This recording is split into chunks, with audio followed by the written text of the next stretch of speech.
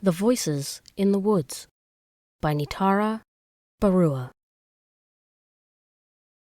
I hid behind the tall birch tree, not wanting to be noticed by the voices on the other side. Heavy rain fell on my shoulders, and instead of looking for my lost dog, I decided to eavesdrop on the conversation between two people I didn't know. "Harold, the bishop moves straight up and down. What are you talking about?" "No, that's what the rook does. Have you really played chess before?" "Of course I have. Now let me move my bishop." "John, the game doesn't work that way. You can't move the bishop up and down the board." "Okay, and what genius orders me to move a certain piece a certain way?" "That's just not how chess works." A piece of hail landed right next to me. It was starting to sleet. I started walking back towards my home, forgetting about my lost dog, but my foot slipped, and I fell backwards, right in the middle of the two strangers. Embarrassed and flustered, I looked around, but to my surprise, I didn't see anyone. The voices also vanished, though I could hear someone breathing in the distance. I was scared to the bone.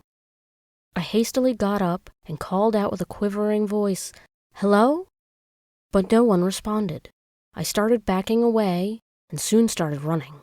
I ran all the way back home and didn't stop even for a trice. When I reached my front doorstep, to my surprise, my dog was right there, wagging his tail. I didn't sleep well that night. As I tossed and turned, the scene from the woods kept replaying on my mind.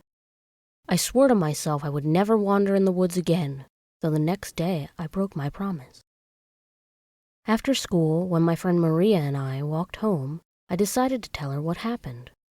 I didn't tell my parents, for they would just chuckle and talk about how wild my imagination was, and then give me lectures on how I couldn't have gone out into the woods in the first place. Maria believed what I had said and asked if she could go into the woods to witness the voices I had heard. I hesitated at first, not wanting to go back there, but the curiosity from the last evening hadn't dwindled yet. So I took a deep breath and agreed to go again. I remembered the path to the place where I had heard the two men talking. And as soon as we reached, sure enough, I heard the same voices ricocheting in the wild woods. They were playing chess again, this time arguing about how a pawn works. I froze behind the same tall birch tree with Maria behind another one. "Do you hear them?" I whispered to Maria, but when I looked at her face, I froze. "I don't hear anything," Maria replied. "You don't? They're right now arguing about chess. You don't hear that?" I replied, my voice shaking.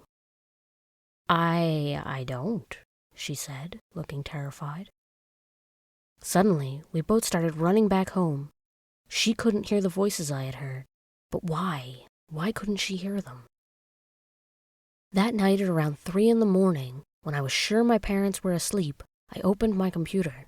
I started researching about the voices I heard in the forest, but nothing came up.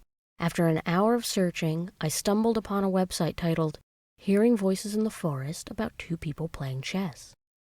The post had only 6 views, which made me scared to open it, though I wanted answers on why only I could hear the voices in the forest and not others.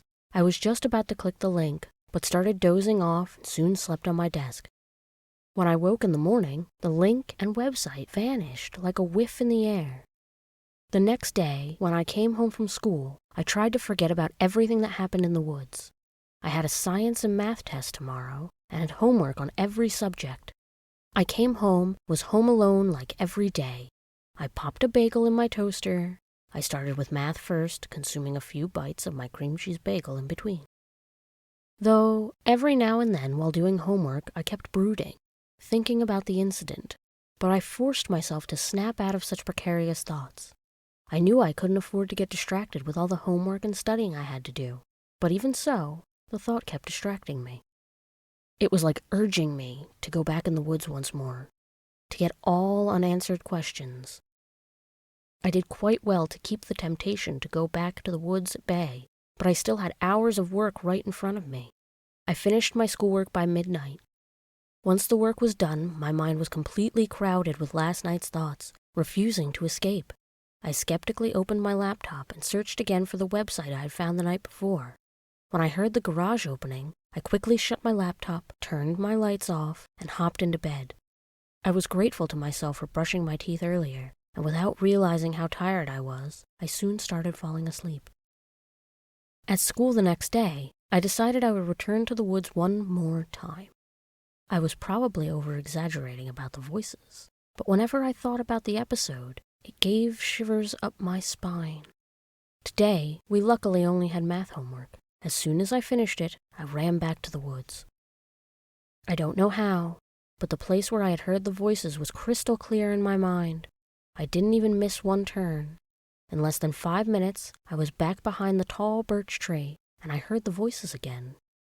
This time, I heard a girl about my age next to me behind another tall birch tree. The conversation stayed the same, arguing about the chess pieces, though I kept staring at the other girl. She didn't notice me and kept trying to hear the voices just like how I did the first day. After a minute, I walked over and introduced myself. "Hi, I'm Elizabeth," I said. The girl looked at me and smiled. "Hello, my name is Amy." I paused for a second. I was too scared to bring up the voices, but it would be awkward to just not say anything. So I took a deep breath and muttered, "Do you hear the voices as well?" Amy looked at me for a second and nodded. "Those 2 men are my grandpa and my great-grandpa," she replied. I froze. Her great-grandpa? "How do you know?" I replied, curious, not wanting to seem rude. "Because I'm a saint, just like them," she smiled. I was scared to death, and her smile topped it off. I tried, but I couldn't seem to calm down. "Are you okay?" she responded, confused. Suddenly, I felt dizzy, and I slowly fell to the ground. The next day, there were 3 people arguing about chess instead of 2.